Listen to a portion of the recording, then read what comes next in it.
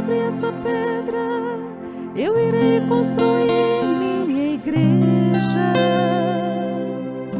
e as portas do inferno não irão derrotar. Aleluia, aleluia, aleluia, aleluia, aleluia, aleluia.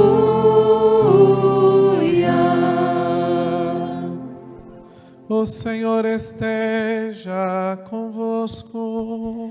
Ele está no meio de nós. Proclamação do Evangelho de Jesus Cristo, segundo Mateus. Glória a vós, Senhor.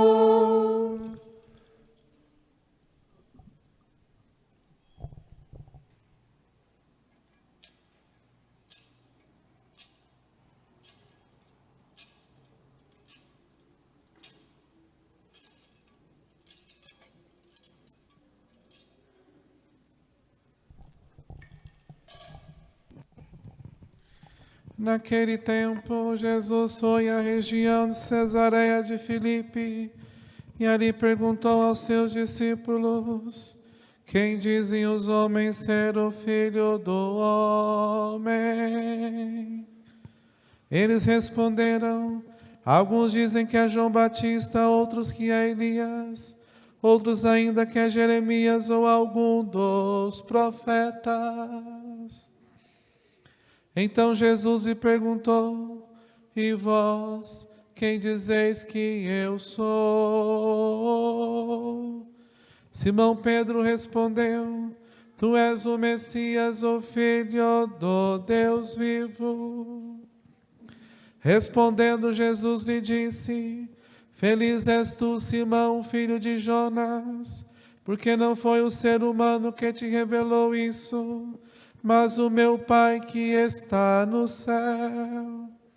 Por isso eu te digo que tu és Pedro, e sobre esta pedra construirei a minha igreja, e o poder do inferno nunca poderá vencê-la.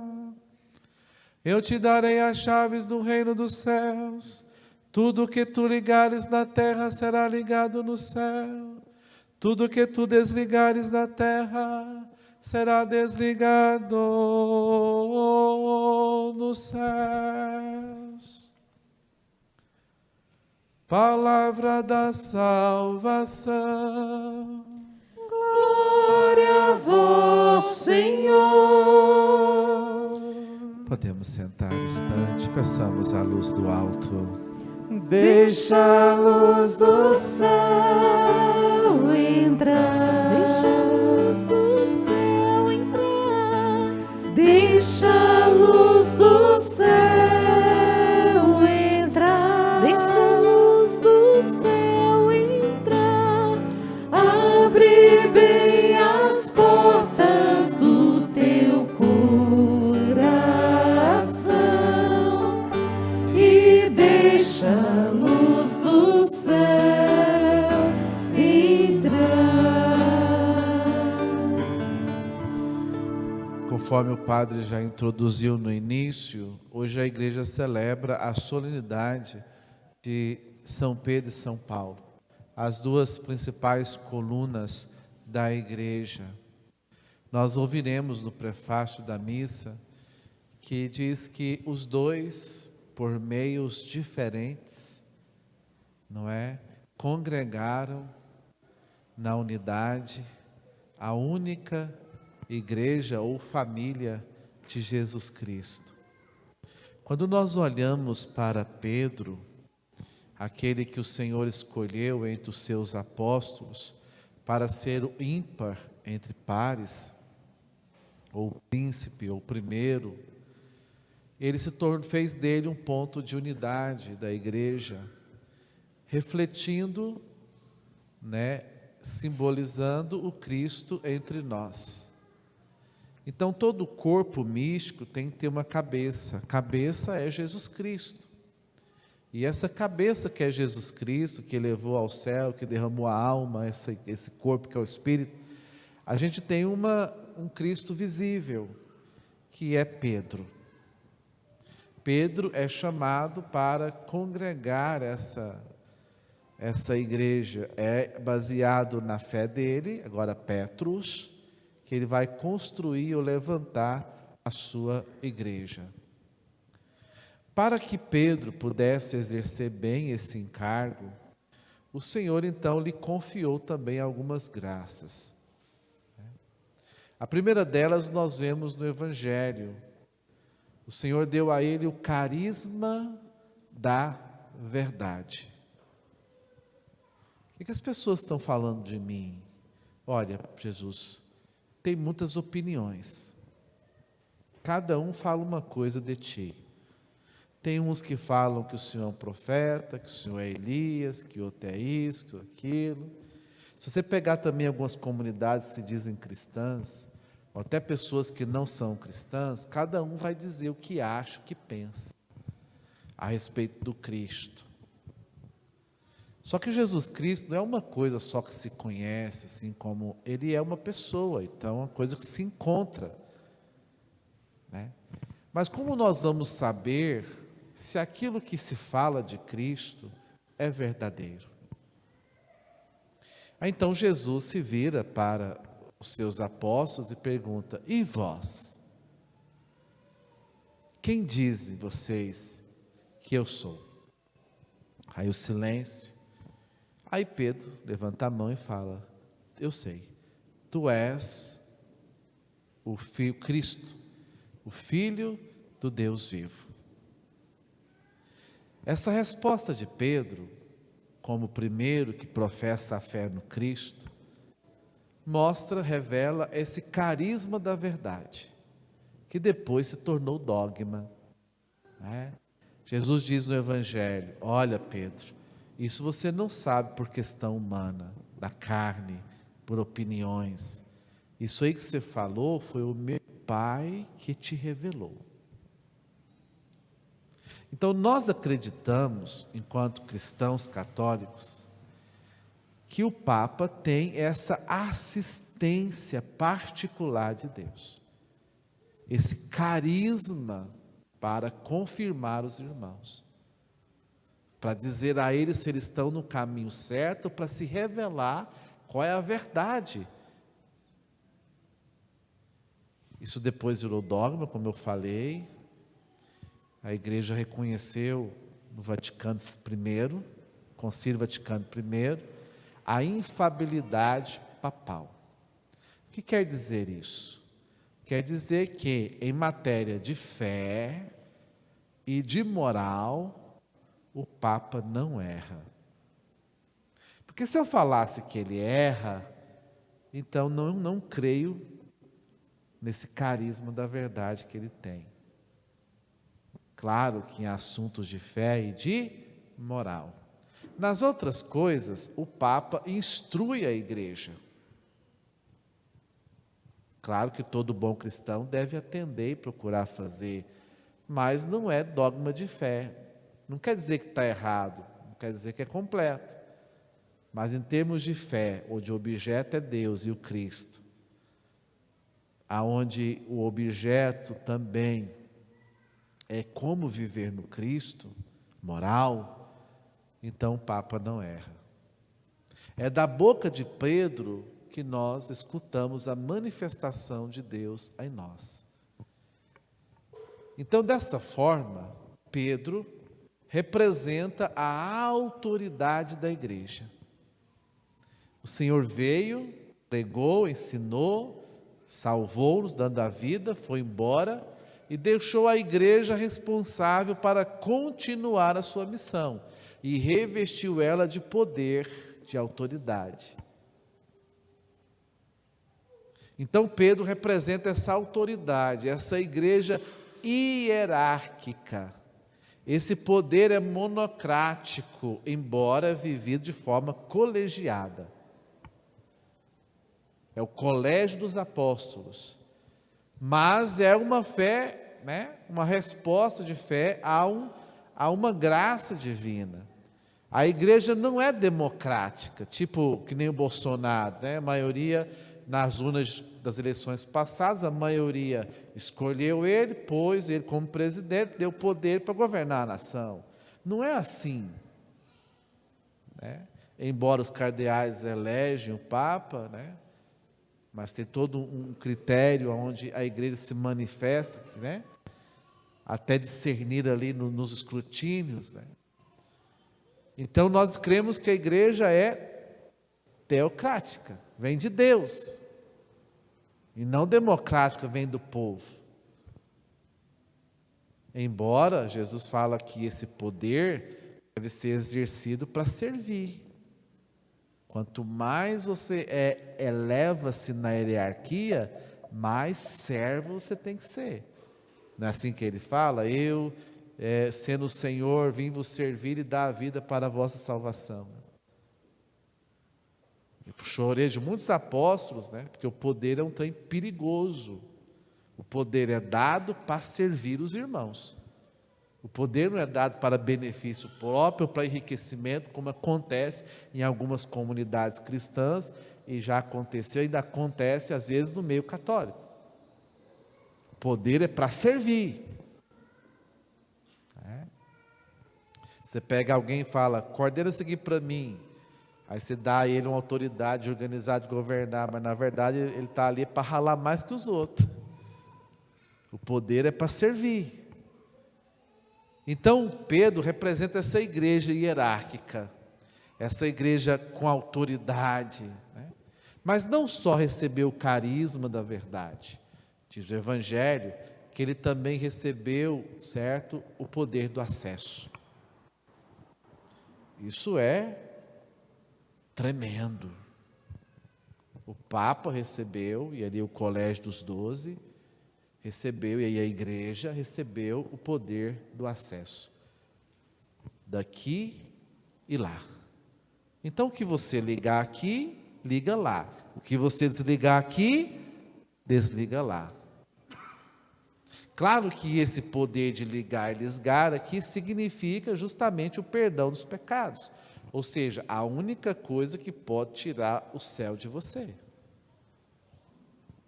Como Jesus veio e nos salvou no seu mistério pascal, a igreja agora administra as riquezas dessa salvação, recebeu o poder de Deus para dar a graça àquele que de forma arrependida deseja voltar à comunhão com Deus. Se a igreja disser não, não. Não estou dizendo aqui que se a pessoa, através de uma contrição perfeita, católica ou não, por amor, pode ser perdoada? Pode. Mas como é que você tem certeza que foi perfeita o seu arrependimento e a sua contrição?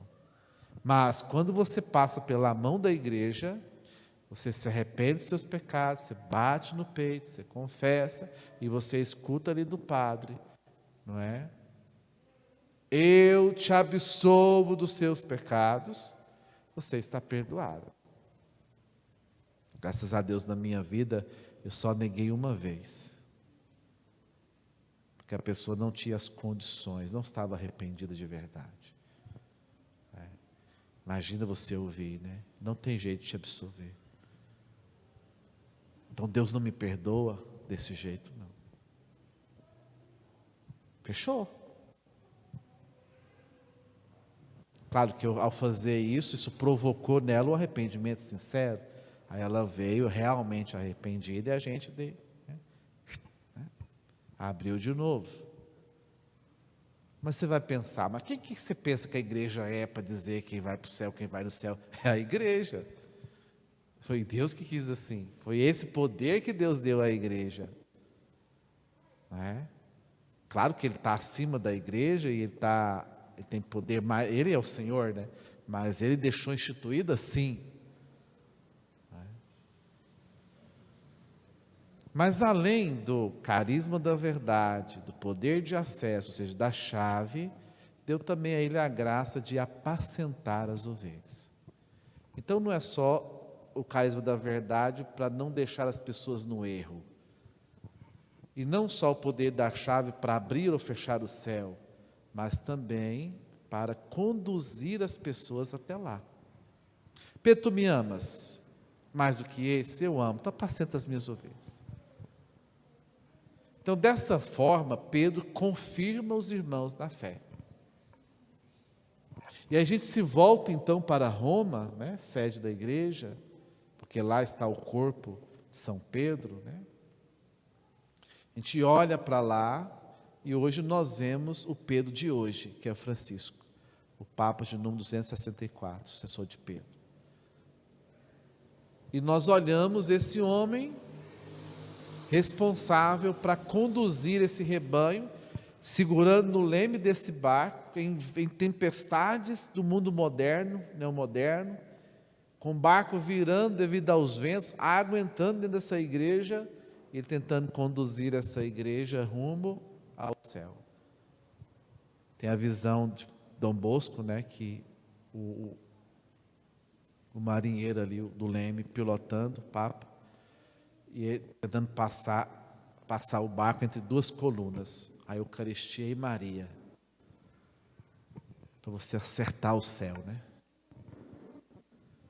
Então, representa, por isso que a primeira leitura nos abre essa perspectiva. A igreja, então, sabia da importância de Pedro, da liderança de Pedro, de quem era Pedro, e aí Pedro foi preso, Herodes Agripa I, já tinha decapitado Tiago, e mandou prender Pedro, porque isso alegrava os judeus, e ali a igreja, então, consciente, ela ora, faz jejum, pedindo a Deus para libertar Pedro, e Deus intervém, que mostra que reconhece quem é Pedro, a autoridade de Pedro, que nós devemos fazer também, mas também nós devemos orar para que a igreja, ele não seja impedido de governar essa igreja de Jesus Cristo. A outra figura é Paulo, o apóstolo das nações, né?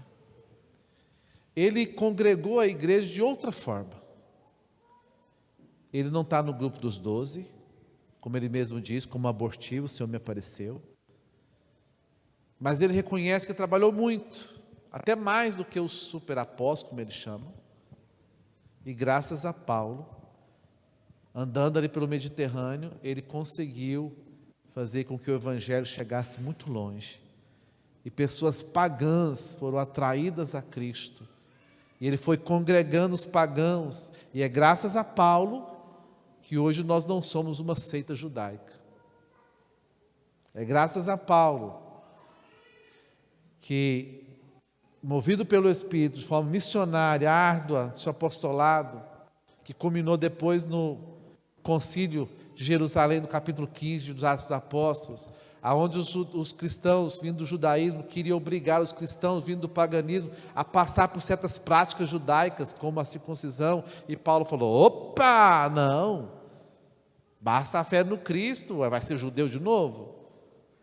E aí Pedro, Tiago, João, as colunas, depois decidem a favor de Paulo.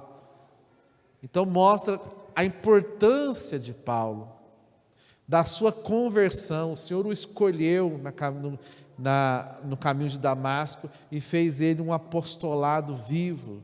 Então nós temos Pedro, a autoridade e a hierarquia, né? A fé ao qual se levanta a igreja. Nós temos Paulo, né? O carisma, a missão, o ardor missionário, o apostolado, que também congregou tanto a igreja, e os dois hoje são venerados com igual veneração. Unidos também pelo martírio em Roma, não é? Pedro no Vaticano, Paulo fora dos muros, um decapitado, o outro crucificado de cabeça para baixo. Então deram até o fim, né? No fim ainda deram a vida, morreram por causa da fé. Então, queridos irmãos e irmãs, celebrar São Pedro e São Paulo é celebrar a fé na igreja, a fé da igreja, é reconhecer a importância do apostolado, desses apóstolos, colunas que sustentam a igreja, porque a igreja ela é apostólica, mas também nos mostra a importância de hoje, como igreja, levantar os nossos braços, dobrar os nossos joelhos, levantar clamores, para que o Papa, à frente desse leme, Ele consiga conduzir a igreja de Jesus Cristo ao céu. Que nós estejamos dentro do barco. Louvado seja nosso Senhor Jesus Cristo. Para sempre seja